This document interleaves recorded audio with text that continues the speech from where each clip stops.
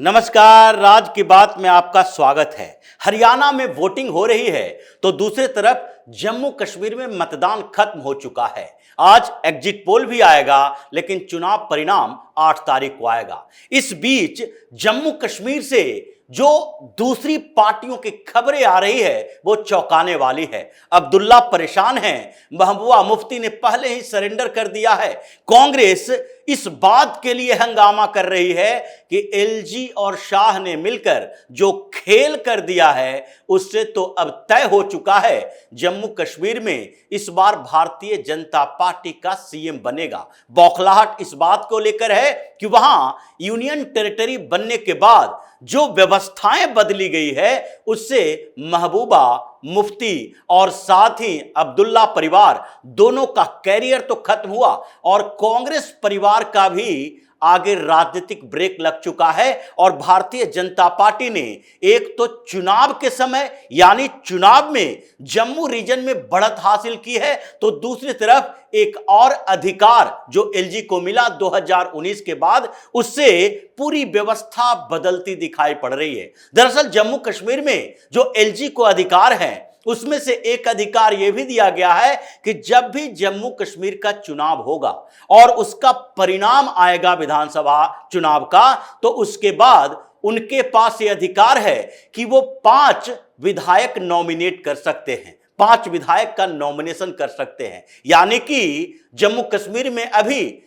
90 assembly segment में चुनाव होते हैं और उसके बाद जो 5 विधायक होंगे नॉमिनेटेड जो एलजी नॉमिनेट करेंगे उसके बाद 95 हो जाएगा और जो विधायकों की संख्या की जरूरत होगी सरकार बनाने के लिए वो 46 नहीं होगा बल्कि 48 हो जाएगा। और इसके बाद जो व्यवस्थाएं बदली उसमें यह तय करना पड़ेगा कि सबसे बड़ी पार्टी जो है वो सरकार बनाने के लिए दावा करेगी और इसमें चुनाव की बड़ी भूमिका हो जाएगी कि चुनाव परिणाम किसके पक्ष में आता है, सबसे बड़ी पार्टी कौन होती है। कांग्रेस बौखलाई हुई है और प्रेस में यह बात कह रही है कि देखो कैसे केंद्र सरकार है जो एलजी के माध्यम से जम्मू कश्मीर में अपनी सरकार बनाने में जुटी हुई है। ये जो अधिकार एलजी को दिया गया है यह पुडुचेरी के तर्ज पर दिया गया है। जब 2019 में जम्मू कश्मीर की व्यवस्थाओं में बदलाव किया गया था, जम्मू कश्मीर से विशेष राज्य का दर्जा खत्म किया गया और उसे 2 यूनियन टेरिटरी में विभाजित कर दिया गया। एक यूनियन टेरिटरी लद्दाख बना और दूसरा जम्मू एंड कश्मीर बना। लेकिन लद्दाख में उसे यूनियन टेरिटरी बनाने के बाद दिल्ली और पुडुचेरी का मॉडल नहीं अपनाया गया बल्कि दूसरे मॉडल के तहत वहां विधानसभा नहीं रहे इस व्यवस्था के साथ वहां यूटी बनाया गया। लेकिन जम्मू कश्मीर में दिल्ली और पुडुचेरी की तरह क्योंकि यही दोनों यूनियन टेरिटरी है जहां विधानसभा का गठन हुआ है उसी तरीके से वहां भी विधानसभा का गठन किया गया और विधानसभा के गठन करने के बाद चुनाव की प्रक्रिया होगी लेकिन लेफ्टिनेंट गवर्नर होंगे और एलजी को विशेष अधिकार भी दिया जाएगा। उसी तरीके से जैसे कोई भी सामान्य राज्यों में भी गवर्नर को अधिकार होते हैं, स्वविवेक का अधिकार होता है और अलग अलग राज्यों में व्यवस्थाएं की गई है कि जैसे एंग्लो इंडियन एमएलसी बनाए जाते हैं, एमएलए में नॉमिनेट किए जाते हैं, उसी तरीके से पुडुचेरी में जो विधानसभा है उसके अंदर एलजी को अधिकार दिया गया है कि वो 3 नॉमिनेट कर सकते हैं विधायक। और इसी तर्ज पर जम्मू कश्मीर में भी एलजी को अधिकार दिया गया कि आप 5 विधायक नॉमिनेट कर सकते हैं चुनाव परिणाम आने के बाद। जैसे ही चुनाव परिणाम आए आप 5 नॉमिनेट कर सकते हैं विधायक। उसमें से आपको देखना पड़ेगा अलग अलग कम्युनिटी अलग अलग क्षेत्रों में किसका रिप्रेजेंटेशन कम है। इसमें पूरी तरीके से अलग अलग व्यवस्था की गई है। बताया गया है कि 2 महिला विधायक आप नॉमिनेट कर सकते हैं अगर आपको लगता है कि महिलाओं का प्रतिनिधित्व कम हो, क्योंकि घाटी के क्षेत्रों में अगर देखें तो वहां पर जो स्थितियां रही है, महिलाओं को वोटिंग राइट दे दिया गया इन इस्लामिक लाइक स्टेट में, यही बहुत बड़ी बात है। वहां तो एक के बाद एक प्रतिबंध लगाए जाते हैं। जम्मू में भी जम्मू में महिलाओं का प्रतिनिधित्व कितना होगा इसको लेकर भी चिंता होती है। ऐसे सामान्य स्तर पर महिला रिजर्वेशन की बात की जा रही है इसलिए कि महिलाओं का प्रतिनिधित्व राजनीति में थोड़ा कम है और उसी तरीके से 2 महिलाओं को नॉमिनेट करने का अधिकार एलजी को दिया गया है, लेकिन इसके अलावा भी 3 और विधायक नॉमिनेट करने का अधिकार दिया गया, क्योंकि जम्मू कश्मीर की स्थिति अलग राज्यों से अलग है। दूसरे राज्य अगर देखें, वहां की व्यवस्था जैसी है वैसे जम्मू कश्मीर की व्यवस्था नहीं है। जम्मू कश्मीर के मैप में पीओके को भी हम जगह देते हैं। वहां पर 24 एमएलए की सीट, यानी कि विधानसभा की 24 सीटें हम लोग रिजर्व करके रखे हैं, लेकिन चुनाव नहीं होता है। चुनाव तो 90 सीटें पर ही हो रहा है। इसलिए यह व्यवस्था की गई कि 2 ऐसे विधायक अपॉइंट किए जाते हैं, नॉमिनेट किए जा सकते हैं, जो कि डिस्प्लेस्ड हों, यानी जो पीओके से भारत की तरफ आए हों, भारत के क्षेत्र में रह रहे हों, और जो कि डिस्प्लेस होकर कश्मीर से बाहर चले गए हों। यानी उनमें से किसी 2 व्यक्ति को आप विधायक बना सकते हैं, नॉमिनेट कर सकते हैं, ताकि उनका प्रतिनिधित्व भी बनाए रखें। उसके बाद एक वैसे व्यक्ति को नॉमिनेट कर सकते हैं जो आपको दिखाई पड़े कि इस कम्युनिटी का प्रतिनिधित्व बहुत कम है। उसमें गुज्जर भी हो सकते हैं, बकरवाल भी हो सकते हैं, पहाड़ी भी हो सकते हैं, कश्मीरी हिंदू भी हो सकते हैं, जिनको डिप्लेस्ड कर दिया गया, वहां से भगा दिया गया है। वो दिल्ली में रह रहे हैं, मुंबई में रह रहे हैं, किसी और दूसरे राज्य में रह रहे हैं, या कश्मीर की घाटी के अपने क्षेत्र को, अपने घर को छोड़कर जम्मू के क्षेत्र में रह रहे हैं, हिमाचल प्रदेश में रह रहे हैं। उस कम्युनिटी के भी किसी एक मेंबर को नॉमिनेट किया जा सकता है, ताकि उनका प्रतिनिधित्व रहे और विधानसभा के अंदर उनकी समस्याओं को लेकर वो सवाल खड़ा कर सके। अब ये 5 नॉमिनेटेड विधायक जो होंगे वो चुनाव परिणाम के साथ आ जाएंगे। मतलब चुनाव परिणाम आया नहीं कि 5 विधायक भारतीय जनता पार्टी के हो गए, इसी बात की चिंता कांग्रेस को लग रही है। कांग्रेस वाले कूद कूद कर कह रहे हैं कि ये जो एलजी को अधिकार दिया गया है, इससे तो भारतीय जनता पार्टी के पक्ष में जाएगा, क्योंकि एलजी तो केंद्र सरकार नियुक्त करती है, और एलजी को जो स्वविवेकाधिकार है, उस अधिकार के तहत वो नॉमिनेट भी करेंगे, तो वो भारतीय जनता पार्टी के समर्थकों को नॉमिनेट करेंगे, और वो जो 5 विधायक हैं वो किसी सरकार बनाने में वोटिंग करेंगे तो भारतीय जनता पार्टी के लिए करेंगे। ये इनकी आदत है, क्योंकि ये कानून है और लीगली आप इसे चैलेंज नहीं कर सकते।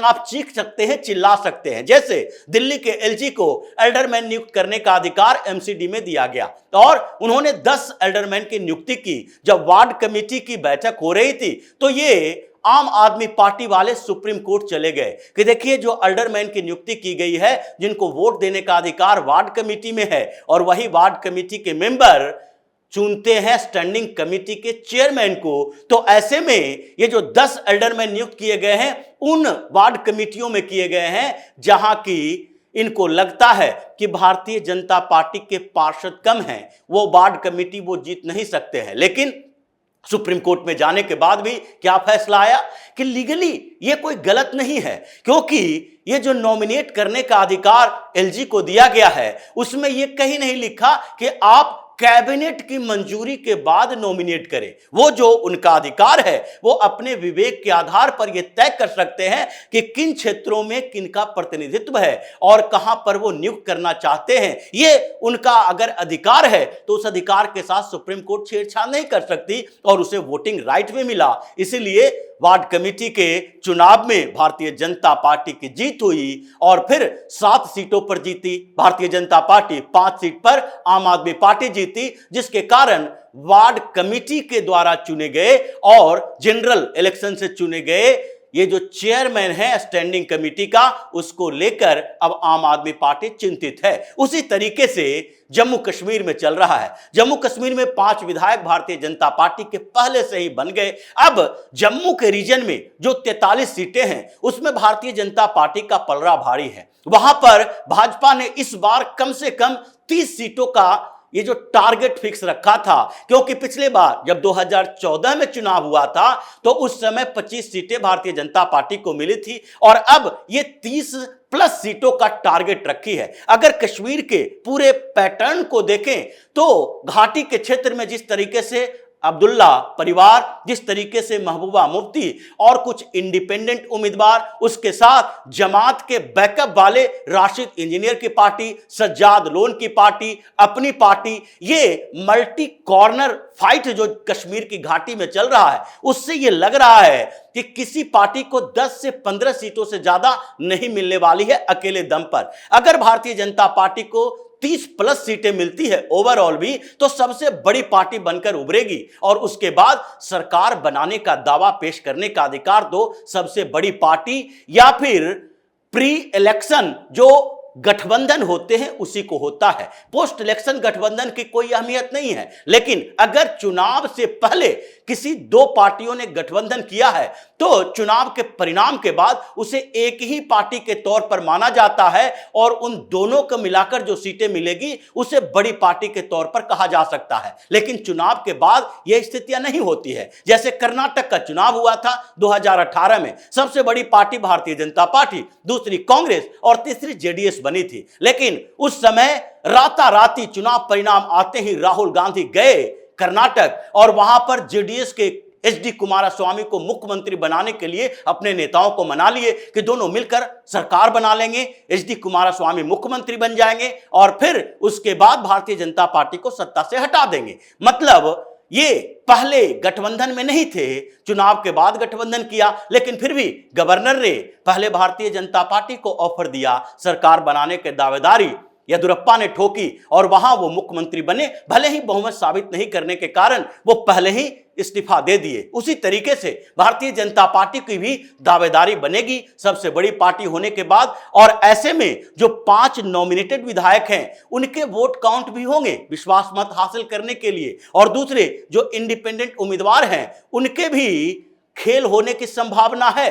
अब चर्चाएं इस बात की है कि अब्दुल्ला साहब भी हैं जो पूरी तरह से फ्रस्ट्रेट हो चुके हैं और अभी गठबंधन से बाहर ये रिपोर्ट्स आ रही है कि इंडी अलायंस से बाहर वो कहीं भी अपनी जगह सुनिश्चित करने के लिए बातचीत चला रहे हैं। भले ही वो सामने से मीडिया के सामने इसको रिजेक्ट कर देते हैं, लेकिन ये गुपचुप मीटिंग चल रही है और दूसरे जो इंडिपेंडेंट हैं जिनकी जीत की संभावना है वो भी अपने लिए जगह खोज रहे हैं। सज्जाद लोन तो पहले भी भारतीय जनता पार्टी के साथ ऑफर कर चुका था कि हम गठबंधन करने के लिए तैयार रहेंगे, अपनी पार्टी के लिए भी कोई समस्या नहीं है। मतलब ये जो दांव चला गया है और जो ये स्थितियां बनी है जिससे अब्दुल्ला, मुफ्ती और कांग्रेस तीनों परेशान हैं, उसके पीछे का कारण यही है कि जम्मू कश्मीर में इस बार हिंदू सीएम बनने की संभावना है। अगर 1947 के बाद देखिए तो मिहिर चंद महाजन, जिनको अंतरिम सरकार का पहला प्रधानमंत्री, उस समय प्रधानमंत्री बोला जाता था जम्मू कश्मीर के चीफ मिनिस्टर को,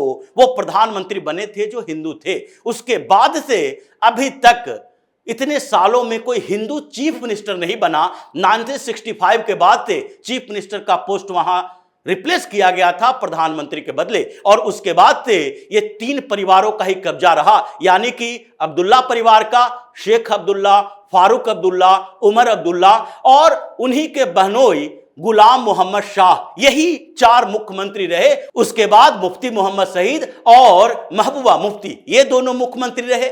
इसके अलावा 10 साल वैसा समय है जो कि कांग्रेस के और दूसरी पार्टियों के मुख्यमंत्री कुछ कुछ समय के लिए रहे हैं, और यह स्थिति अभी तक बनी हुई है। वहां पर हिंदू कोई मुख्यमंत्री होगा यह सोचना भी लगता है ऐसे कि जैसे असंभव को संभव करने वाली बात है, लेकिन इस बार यह असंभव संभव होता दिखाई पड़ रहा है। असंभव तो 2019 में जम्मू कश्मीर में यह भी लग रहा था कि वहां से विशेष राज्य का दर्जा खत्म होगा।